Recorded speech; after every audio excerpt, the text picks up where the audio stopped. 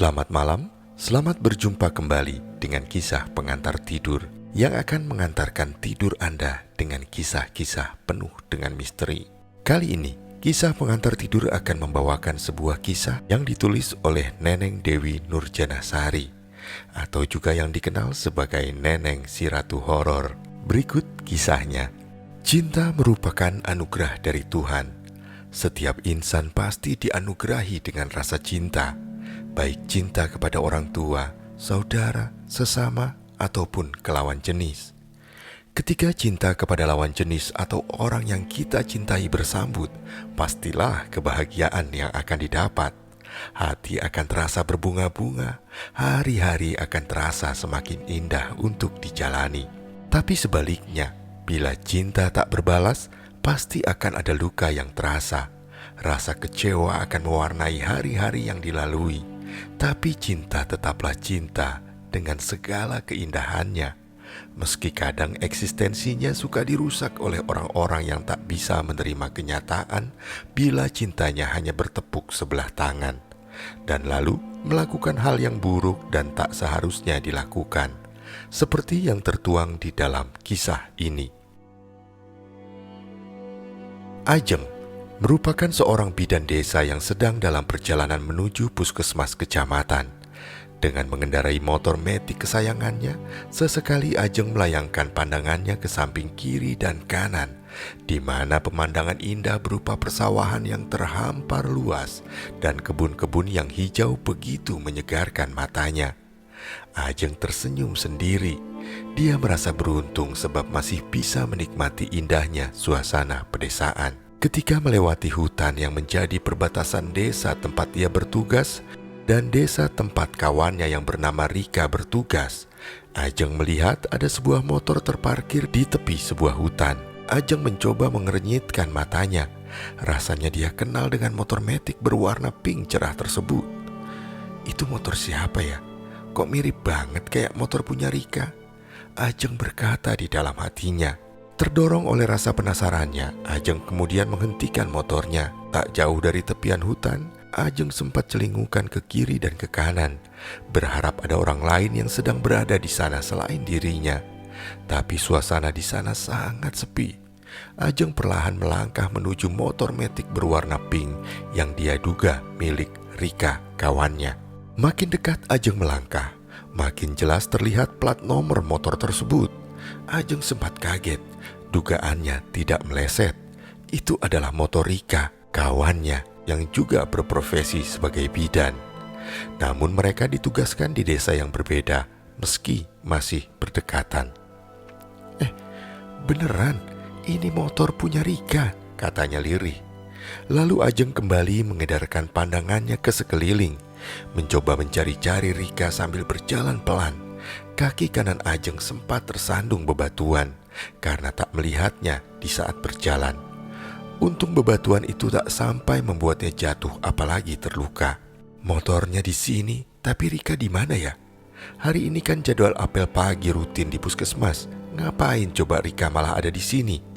Gumamnya keheranan. Rika, Rika. Ajeng memberanikan diri memanggil nama Rika, tapi sama sekali tak ada sautan. Tak ada juga Rika datang menghampirinya. Suasana sangat sepi. Hanya jejeran pohon-pohon besar yang rindang berdaun lebat tampak berdiri tegak di sekelilingnya. Ajeng spontan merapatkan jaketnya saat hembusan angin dingin tiba-tiba terasa menusuk tubuhnya. Kayaknya ada yang gak beres nih. Aku takut sesuatu terjadi pada Rika. Aku harus segera lapor ke kepala puskesmas, ucapnya lirih penuh kecemasan. Perasaannya mendadak menjadi tak enak. Bergegas Ajeng pun memacu langkah tergesa hendak meninggalkan lokasi hutan tersebut. Tapi tiba-tiba sebuah suara berat mengagetkannya hingga langkah Ajeng langsung tertahan. Mau kemana kamu? Ajeng mengenali suara itu. Ajeng pun memutar tubuhnya menghadap ke arah si pemilik suara. Ajeng terkesiap saat melihat siapa orang yang kini berada di depannya. Kamu?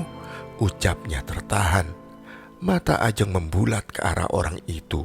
Tapi belum sempat Ajeng menyelesaikan ucapannya, Sebuah pukulan keras dari benda tumpul yang dipegang orang itu tepat mengenai kepalanya. Darah pun langsung mengucur dari kepala Ajeng yang terkena pukulan. Tubuh Ajeng pun roboh. Ya, dia pingsan. Detik itu juga dengan kepala bersimbah darah. Sementara itu, orang yang tadi memukulnya tampak tersenyum dingin. Dia sempat memeriksa kondisi Ajeng. Setelah memastikan Ajeng benar-benar pingsan, orang itu berjalan pelan menuju sebuah pohon mahoni yang tak jauh dari tempat Ajeng berada. Lalu dia duduk di bawah pohon mahoni tersebut. Dengan tenang, orang itu mengeluarkan sebatang rokok dari jaketnya, lalu membakarnya. Seminggu kemudian, pagi itu di sebuah desa yang jauh dari hiruk-pikuk perkotaan dan juga polusi udara, tampak matahari mulai malu-malu menampakkan sinarnya. Suara kokok ayam, juga bebek yang sedang diangon, domba yang berada di dalam kandang, dan cicit burung yang bertengger di pepohonan bergantian terdengar saling bersaut-sautan, menambah kemeriahan suasana desa. Cuaca pagi yang dingin tidak menyurutkan para penduduk desa untuk mulai beraktivitas di sawah dan ladang masing-masing. Sementara itu, di sebuah rumah yang cukup besar dengan halaman yang cukup luas, terlihat Rahman, sang kepala desa, sedang asik menikmati secangkir kopi pahit dengan singkong goreng buatan Tinah, istrinya. Sudah jadi kebiasaan Rahman, bila sebelum bepergian harus menikmati dulu sarapan buatan sang istri tercinta. Entah itu berupa nasi goreng, singkong goreng, pisang goreng, cireng atau aneka gorengan lainnya. Yang pasti wajib ada segelas kopi pahit. Bagi Rahman, memulai hari tanpa dimulai dengan secangkir kopi pahit membuat hidupnya seperti ada yang kurang. Kini Rahman merasa bingung dengan sebuah masalah pelik yang sedang terjadi di desa yang belum lama dipimpinnya. Saking peliknya, Rahman sampai tidak bisa tidur. Hal itu benar-benar mengganggu pikirannya, hingga sempat membuat Tinah, istrinya, mencemaskan kondisi kesehatannya.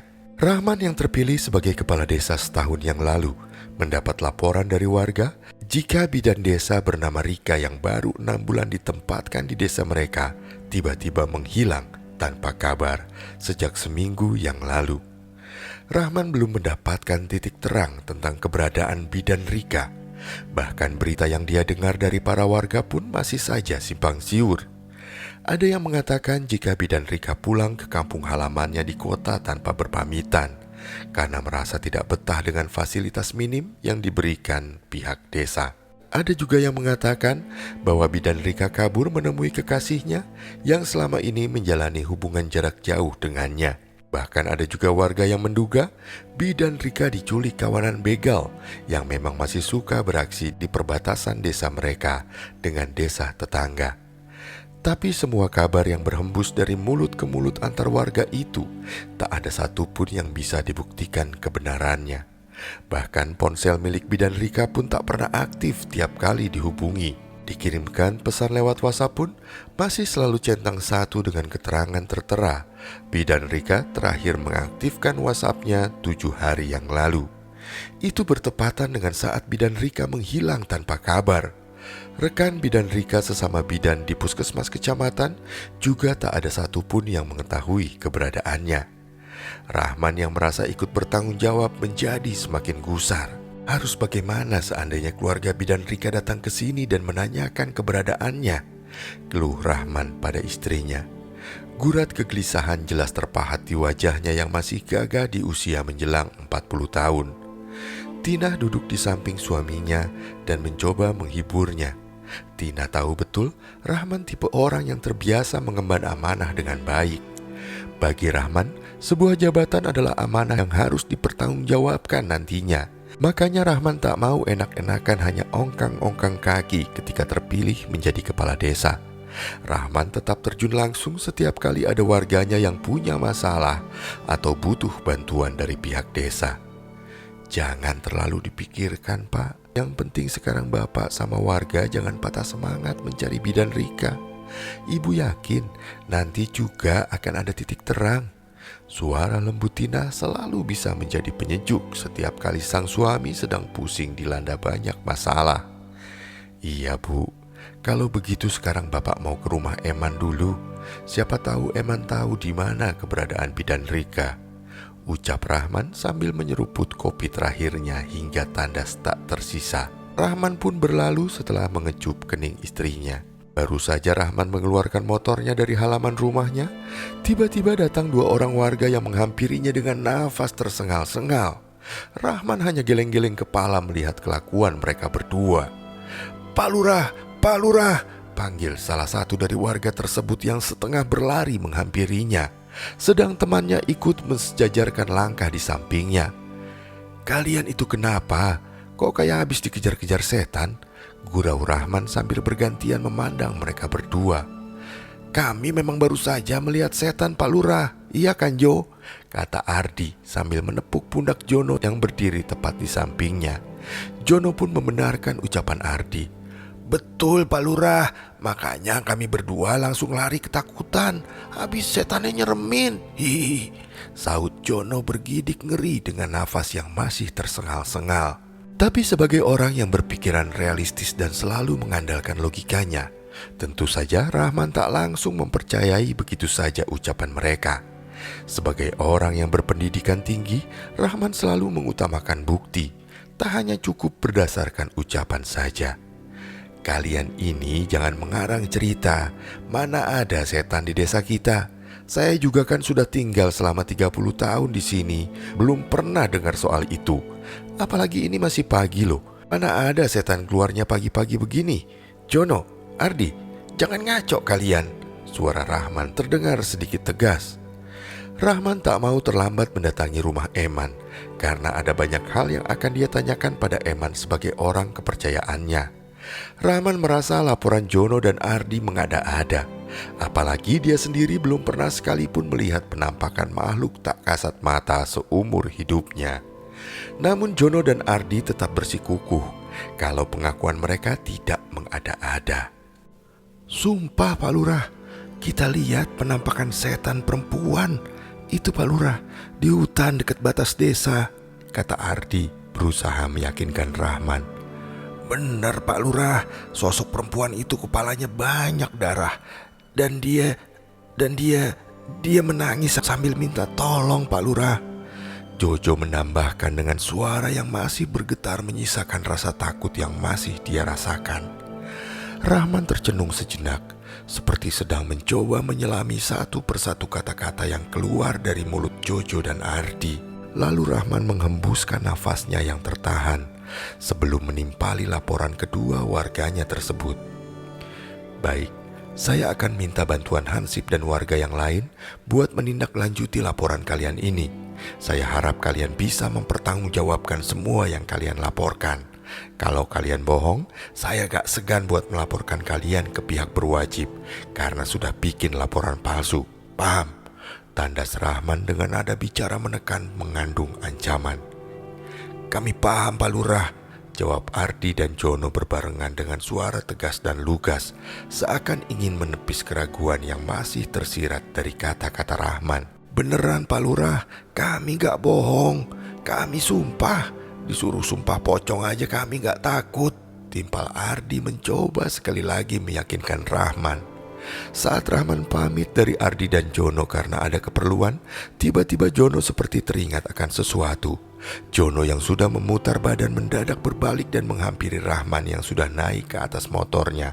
"Oh iya, biar Pak Lurah lebih percaya lagi, silakan juga tanya Mang Darman, si tukang bakso dan mie ayam.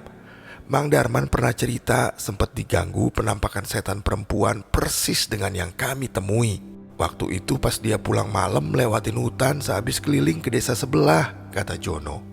Rahman hanya manggut-manggut. Kini Rahman mulai meragukan pendapatnya sendiri, karena rupanya sudah ada 3 warga yang melihat penampakan yang sama. Namun Rahman tetap ingin menggali informasi lebih dalam. Dia khawatir bila pengaduan Jono dan Ardi benar, sementara dia tak siap, nanti malah akan menimbulkan keresahan di kalangan warga. Tak mau itu semua terjadi, Rahman putuskan menemui Darman di rumahnya dulu sebelum meluncur ke rumah Eman. Tapi pucuk dicinta ulam pun tiba. Rahman malah berpapasan dengan Mang Darman di tengah perjalanan. Saat itu Darman baru saja pulang dari pasar, sehabis membeli bahan-bahan untuk berjualan bakso dan mie ayamnya. Mang Darman yang saat itu ditemani Sari istrinya, langsung menghentikan motor saat Rahman bilang ada perlu dengannya. Merasa kurang sopan bila ngobrolnya di tengah jalan, Sari dan Mang Darman sempat menawarkan Rahman untuk singgah di rumahnya. Tapi Rahman menolak dengan alasan ada keperluan lain yang juga mendesak. Iya, bener Pak Lurah, apa yang dibilang sama Ardi dan Jono itu bener. Saya minggu lalu memang sempat diganggu sosok perempuan di dekat hutan perbatasan desa, kata Mang Darman saat ditanya Rahman perihal kebenaran ucapan Jono dan Ardi mengenai penampakan sosok perempuan yang mengganggu mereka. Rahman hanya manggut-manggut. Dalam hatinya Rahman bersyukur Ardi dan Jono tidak berbohong. Rahman jadi merasa bersalah sebab sempat menganggap laporan mereka merupakan laporan palsu. Itu kejadiannya kapan, Mang? Siang atau malam? Rahman kembali bertanya kepada Mang Darman. Kejadiannya malam, Pak Lurah. Waktu itu baru pulang keliling jualan dari kampung sebelah. Saya pulang kemalaman karena saat itu di sana lagi ada acara hajatan, jawab Mang Darman lugas. Iya Pak Lurah, malam itu suami saya pingsan gak jauh dari gerobak jualannya. Untungnya ada warga yang lagi ronda, mereka yang bawa suami saya pulang ke rumah. Sari menambahkan untuk memperkuat keterangan sang suami. Tapi Mang Darman tidak apa-apa kan? Selidik Rahman. Saya sempat demam 2 hari Pak Lurah. Kata Pak Ustadz sih saya sawan, jawab Mang Darman. Pak Rahman kembali manggut-manggut. Kini dia sadar, laporan Ardi dan Jono bukanlah laporan palsu, tapi adalah sebuah fakta. Hal itu membuat Rahman bertekad untuk segera mencari tahu fakta sebenarnya di lapangan. Setelah merasa cukup mendapatkan keterangan dari Mang Darman, Rahman pun pamit pada pasangan suami istri tersebut. Singkat cerita, Rahman segera menemui Eman di rumahnya. Saat itu kondisi rumah Eman tampak sepi. Hal itu merupakan sebuah hal yang wajar, sebab Eman hanya tinggal sendirian. Sebenarnya Rahman sudah lama menyarankan Eman agar segera mengakhiri masa dudanya. Tapi Eman selalu menolak dengan alasan masih sangat mencintai mendiang istrinya dan lebih betah hidup sendiri. Rahman tidak mau ikut campur terlalu dalam urusan pribadi Eman. Dia menghormati keputusan Eman tersebut. Meski sebenarnya kadang Rahman merasa kasihan ketika Eman sakit, tak ada yang merawatnya. Begitu juga ketika Eman ada acara kondangan atau undangan resmi di tingkat desa ataupun kecamatan. Dia selalu datang sendiri, tak seperti tamu undangan lain yang datang bersama pasangan masing-masing. Sebenarnya dulu Rahman sempat mendengar kabar tak sedap mengenai Eman. Kabar itu tak sengaja dia dengar dari warga yang sedang ngopi di warung Cekokom. Ada seorang warga yang mendengar pertengkaran Eman dengan seorang warga dari kampung sebelah.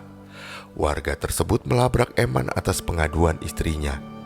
Istri warga tersebut mengadu ke suaminya kalau dia sempat hendak dilecehkan oleh Eman saat mereka tak sengaja bertemu di jalan. Namun Eman menolak semua tuduhan itu. Eman malah balik mengancam akan melaporkan warga tersebut ke pihak berwajib atas pencemaran nama baik. Lalu setelah itu kabar kurang tak sedap tentang Eman pun menguap begitu saja. Tak jelas seperti apa kelanjutannya. Rahman yang tadinya hendak menanyakan perihal kebenarannya pada Eman jadi mengurungkan niatnya karena tak ada pengaduan langsung dari warga tersebut kepadanya.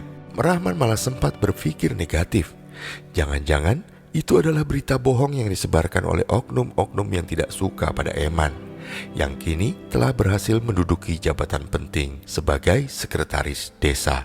Ya, di desa tersebut menjadi seorang perangkat desa adalah posisi yang cukup bergengsi dan menjadi idaman para warga kala itu. Menurut Eman, terakhir Bidan Rika pamit padanya hendak membantu persalinan seorang warga yang rumahnya cukup jauh di perbatasan desa seberang. Bidan Rika yang baru sebulan menjadi bidan di sana memang untuk sementara waktu menumpang tinggal di rumah Eman. Soalnya bangunan yang akan dijadikan tempat tinggal permanen untuk bidan desa belum selesai. Jadi setelah itu kamu tak pernah lagi bertemu Bidan Rika, Man? Tanya Rahman setengah menyelidik. Eman langsung menggeleng. Enggak Pak Lurah, saya bahkan sempat mencari ke puskesmas. sebab ada beberapa orang warga yang mau melahirkan dan pasang KB sama Bu Bidan Rika. Tapi kata puskesmas, Bidan Rika sudah beberapa hari tak masuk kerja tanpa kabar. Mereka malah balik nanyain ke saya, karena tahu Bidan Rika tinggalnya kan di tempat saya, kata Eman. Jawaban Eman membuat Rahman semakin pusing. Di dalam ruangannya, Rahman pun membakar sebatang rokok dan menghembuskannya perlahan.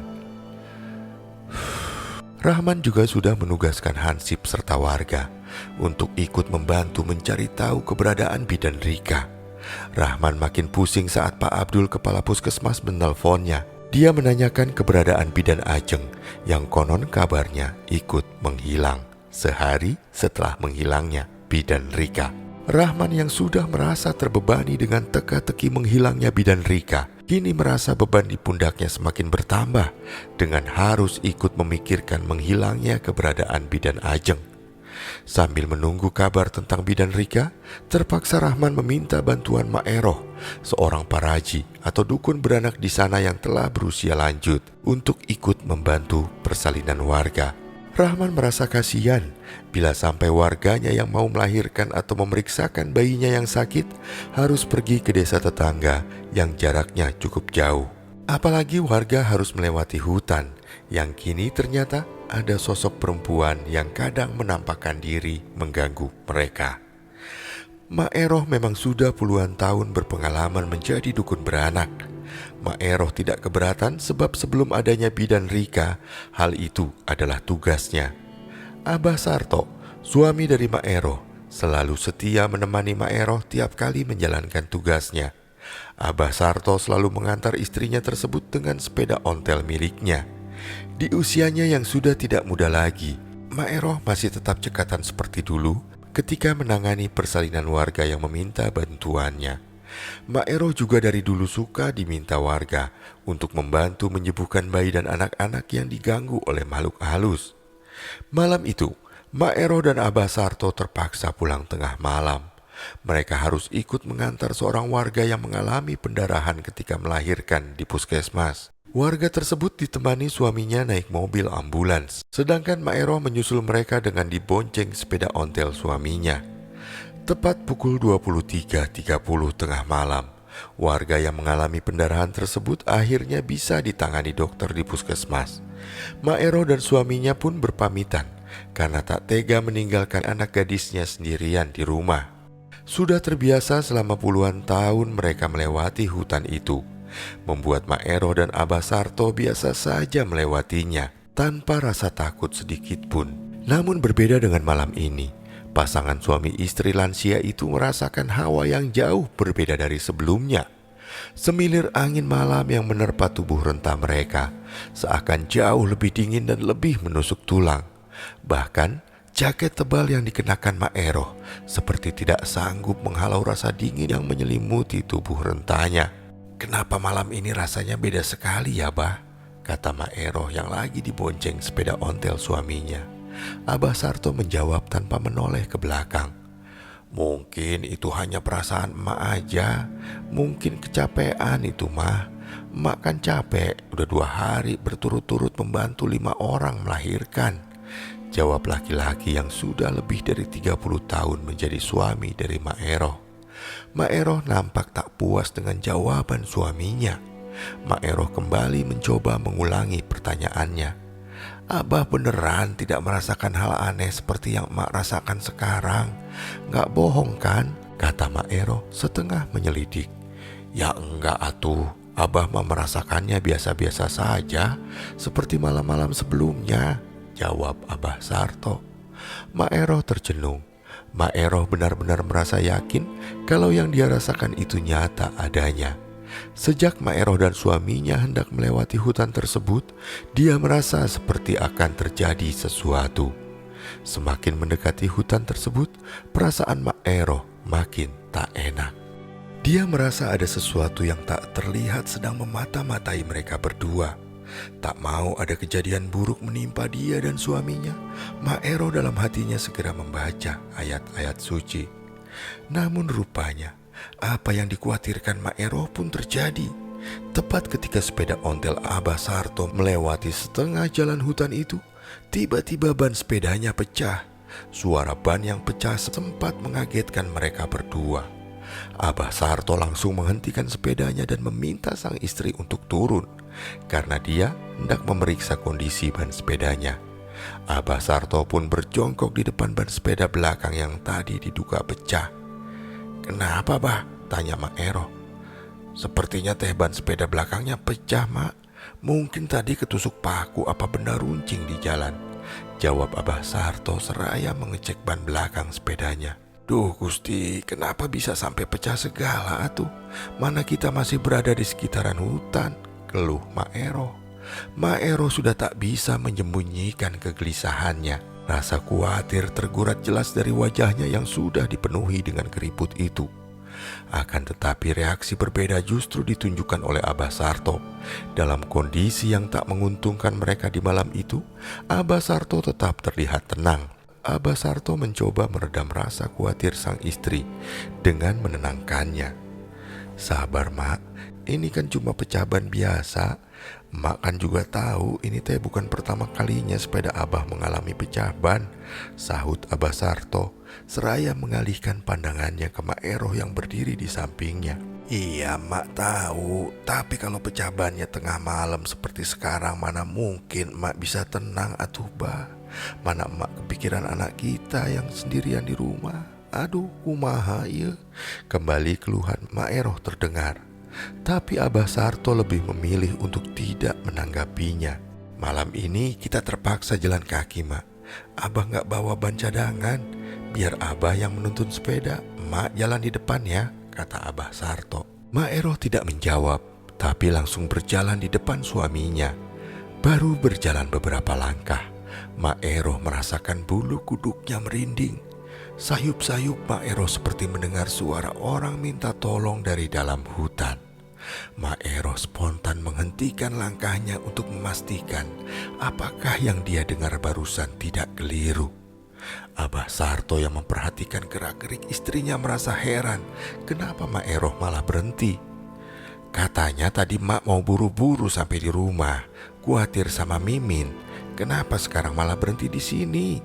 tanya Abah Sarto yang mau tak mau jadi ikut menghentikan langkahnya. Mak Ero tak langsung menjawab, malah memberi isyarat dengan jari telunjuk kanannya seakan minta Abah Sarto jangan berisik. "Sst, jangan berisik atuh, Bah.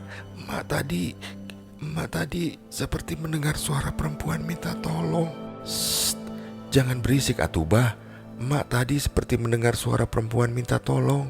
Datangnya dari arah sana," sahut Mak Ero sambil menunjuk ke arah gelapnya hutan. Abah Sarto mengangguk dan ikut memasang telinga baik-baik. Tak lama, kedua mata Abah Sarto membulat tanda kaget karena dia juga mendengar suara yang sama persis seperti yang dikatakan oleh istrinya. "Iya, Mak, Abah juga dengar, tapi rasanya aneh. Jam segini masa ada perempuan keliaran di hutan? Apalagi semua orang juga tahu hutan ini jarang sekali dilewati," tandas Abah Sarto. Mak Ero mengangguk membenarkan ucapan suaminya. Abah Sarto memegang bahu Mak Ero, memberi isyarat agar mereka berdua mengabaikan suara yang tadi mereka dengar. Lalu mereka pun melanjutkan perjalanan. Namun baru saja Mak Ero dan Abah Sarto melangkah, tiba-tiba sebuah suara perempuan mengagetkan mereka. "Kalian mau kemana? Apa kalian tidak mau nolongin saya?" Mak Ero dan Abah Sarto membalikan badan masing-masing ke arah datangnya suara. Ya ampun, Mak Ero dan Abah Sarto terpaku di posisinya. Mak Ero kaget dan buru-buru menutup mulutnya dengan tangan agar jangan sampai teriak karena begitu kagetnya. Abah Sarto segera memeluk tubuh sang istri yang bergetar dengan hebat. Tepat di belakang mereka telah berdiri sesosok wanita berambut panjang dengan luka di kepala. Sosok perempuan bergaun putih itu kemudian tertawa cekikikan sambil terbang ke atas melewati tubuh suami istri yang kini saling berangkulan gemetar. Setelah memastikan sosok perempuan yang tadi mengganggu mereka telah tak ada, Abah Sarto melepaskan rangkulannya dari sang istri. Kemudian buru-buru mengajak Mak Ero melanjutkan perjalanan. Meski keduanya masih merasa terguncang oleh peristiwa yang baru saja terjadi. Sementara itu di tempat lain yang jauh dari pemukiman penduduk desa, tampak Ajeng dalam kondisi yang memprihatinkan. Tubuhnya kurus, kumal, dan rambutnya acak-acakan. Kedua tangan dan kakinya terikat tali dan mulut dilakban di sebuah ruangan pengap dan gelap tanpa jendela dan ventilasi udara. Mata Ajeng juga terlihat bengkak, sebab dipenuhi air mata yang telah mulai mengering. Satu-satunya sumber cahaya yang masuk hanyalah sorot lampu senter yang dipegang oleh seseorang yang baru datang menghampirinya. Wajahnya tak jelas karena terhalang kegelapan. "Kamu gak akan saya lepaskan, karena saya masih belum puas menikmati tubuh indahmu ini, Bu Bidan cantik," ucap suara tersebut. Sorot mata laki-laki yang tajam menatap lekat penuh nafsu ke arah tubuh Ajeng yang masih terikat. Ajeng tampak sangat ketakutan. Rasanya dia ingin berteriak minta tolong, tapi apa daya mulutnya masih ditutupi dengan lakban. Ajeng menggeleng-gelengkan kepalanya seakan memberi isyarat agar pria itu jangan mendekatinya. Kemudian pria itu perlahan mendekat ke arah Ajeng. Tangan kanannya mengusap pipi Ajeng. Ajeng berontak. Dia tampak tak sudi lagi disentuh oleh pria itu. Bukannya berhenti, pria tersebut malah tampak semakin beringas. Tanpa melepaskan ikatan di kaki dan tangan Ajeng, pria biadab itu dengan beringas dan tanpa rasa kasihan kembali mengulangi perbuatan biadabnya. Semua teriakan-teriakan tertahan yang keluar dari mulut Ajeng tertutup dengan lakban dan tak dihiraukan lelaki itu.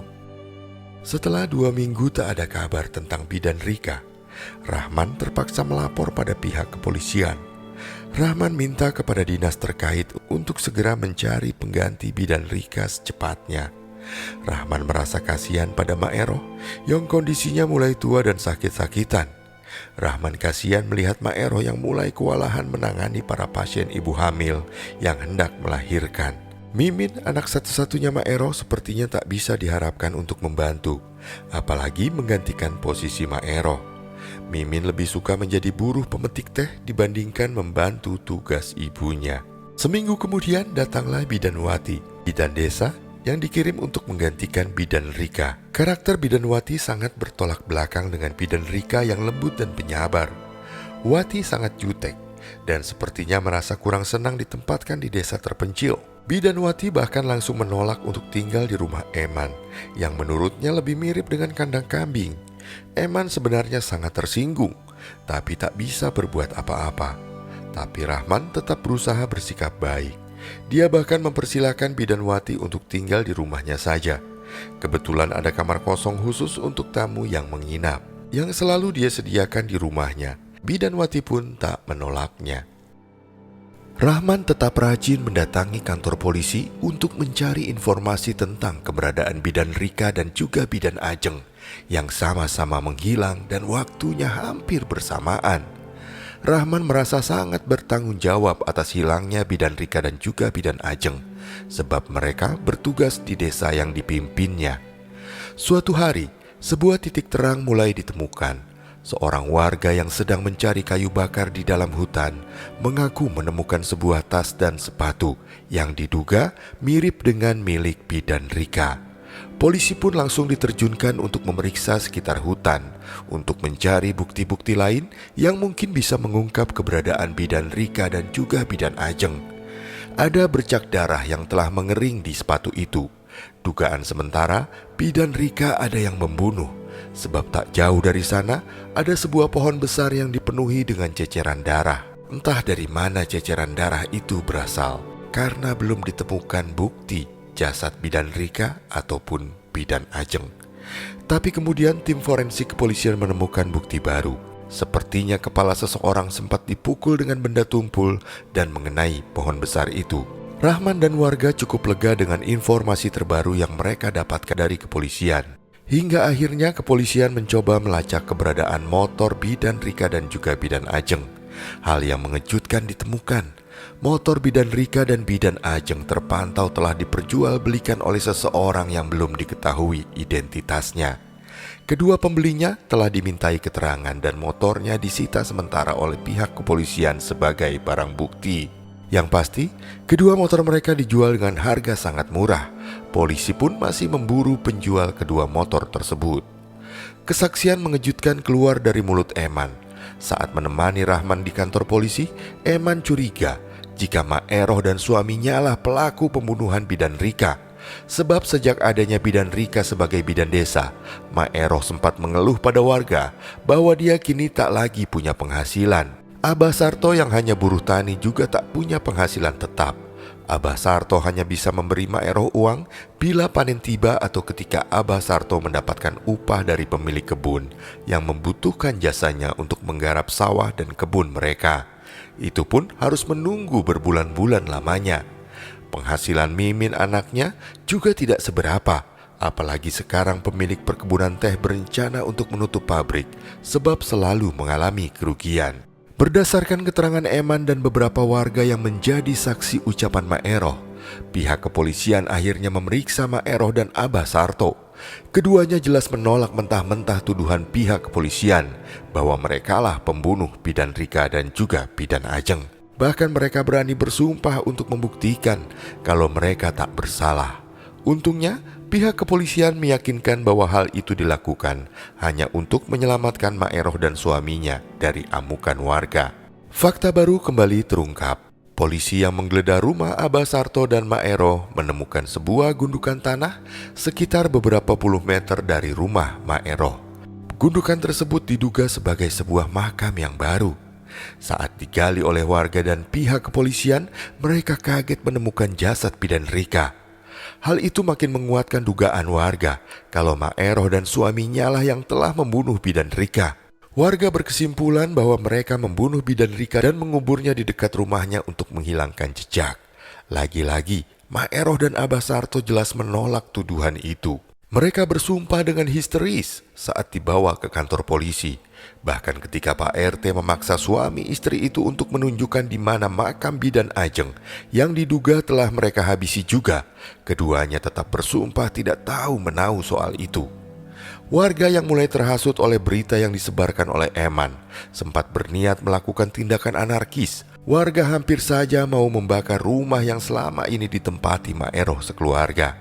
Untungnya Rahman segera datang dan minta warga untuk jangan bertindak anarkis sebelum keluar putusan yang jelas. Mimin yang ketakutan bahkan sampai mengungsi ke rumah kerabatnya di desa seberang sebab takut dengan ancaman dari warga. Tapi polisi tetap berhati-hati untuk menyimpulkan siapa pembunuh sebenarnya sebab menunggu keluarnya hasil otopsi jasad Bidan Rika. Sebagai kepala desa yang baik dan bijaksana, Rahman juga tetap meminta warga tetap bersabar menunggu kebenaran terungkap. Selama Maeroh dan suaminya ditahan, Bidan Wati menjalankan tugasnya sebagai bidan seperti biasa meski dilakukannya dengan setengah hati. Rupanya Bidan Wati merasa kurang nyaman bertugas di sana sebab selalu digoda oleh Eman. Dia merasa terganggu oleh kehadiran Eman yang selalu menguntitnya kemanapun ia pergi. Sikap Bidan Wati yang jutek dan kurang bersahabat itu justru makin membuat Eman penasaran. Pada suatu kesempatan, Eman bahkan berani menyatakan cinta pada Bidan Wati. Tentu saja Bidan Wati langsung menolaknya. Penolakan Bidan Wati ternyata membuat Eman marah. Eman yang telah 5 tahun menduda diam-diam berniat jahat pada Bidan Wati. Untunglah Bidan Wati yang bisa bela diri mampu meloloskan diri. Bidan Wati langsung mengadu kepada Rahman. Rahman pun mempertemukan mereka di ruang balai desa. Tapi Eman menolak mentah-mentah semua tuduhan Bidan Wati. Dia bahkan memutar balikan fakta dengan mengatakan Bidan Wati lah yang berusaha menggodanya supaya bisa diterima dengan baik oleh warga. Bidan Wati yang jutek dan dicap sombong memang kurang disukai oleh warga. Eman bahkan diam-diam meminta warga untuk mengusir Bidan Wati dari kampung sebab dinilai tak pernah ikhlas dalam menjalankan profesinya sebagai bidan. Eman juga meminta Rahman sebagai kepala desa untuk segera minta bidan pengganti pada dinas kesehatan terkait. Bidan Wati dinilai tak becus menjalankan tugasnya. Warga yang hadir di balai desa ternyata menyetujui usulan Eman. Mereka ingin bidan desa yang ditempatkan di sana punya kepribadian yang baik dan ramah, seperti bidan Rika. Warga juga minta supaya Mimin turut diusir dari kampung, sebab kedua orang tuanya telah membunuh bidan Rika. Warga tak mau ada keluarga pembunuh tinggal di kampungnya. Mereka tak peduli meski Mimin bersikeras kedua orang tuanya tidak bersalah. Mereka hanya menjadi korban fitnah. Namun semua ucapan Mimin hanya dianggap pembelaan yang subjektif oleh warga. Untunglah Rahman tak mau gegabah dalam mengambil keputusan. Rahman berusaha menenangkan warganya yang bersikeras ingin mengusir Bidanwati dari kampung. Status Maeroh dan Abah Sarto yang belum dijadikan tersangka oleh pihak kepolisian juga dijadikan sebagai alasan oleh Rahman untuk sangat berhati-hati dalam mengambil sikap. Eman memang orang kepercayaannya, tapi Rahman takut bila dia mengambil keputusan sebelum keluarnya hasil otopsi mendiang bidan Rika. Sampai akhirnya kebenaran pun terungkap. Tiba-tiba pihak kepolisian membebaskan Maeroh dan Abah Sarto dan lalu menangkap Eman. Eman dituduh sebagai pelaku pembunuhan tunggal atas bidan Rika. Berdasarkan hasil otopsi, bidan Rika meninggal setelah sebelumnya diperkosa. Diduga bidan Rika diperkosa di hutan, tapi dibunuh Eman dengan benda tumpul sebab melawan. Mayatnya sengaja dikubur di belakang rumah Maeroh supaya polisi mengarahkan tersangka kepada Maeroh dan suaminya. Rupanya semua itu telah Eman rencanakan dengan sangat matang. Untunglah perbuatan jahatnya keburu diketahui Mimin yang baru pulang memetik teh. Mimin diancam oleh Eman akan dibunuh bila sampai melapor pada polisi. Mimin yang ketakutan terpaksa bungkam. Tapi Mimin tak tega melihat kedua orang tuanya yang tak bersalah justru dituduh sebagai pembunuh dan dijebloskan ke tahanan.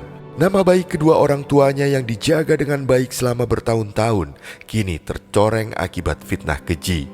Mimin diam-diam melapor dan memberi kesaksian pada polisi. Rahman yang geram dengan kelakuan Eman akhirnya meminta polisi untuk segera membawa Eman pergi. Setelah didesak polisi, akhirnya Eman mengakui semua perbuatannya. Rupanya Eman jatuh hati pada bidan Rika. Apalagi bidan Rika tinggal di rumahnya hingga mereka jadi sering bertemu. Bidan Rika yang cantik dan ramah di sela-sela kesibukannya kadang suka masak dan memberi Eman hasil masakannya.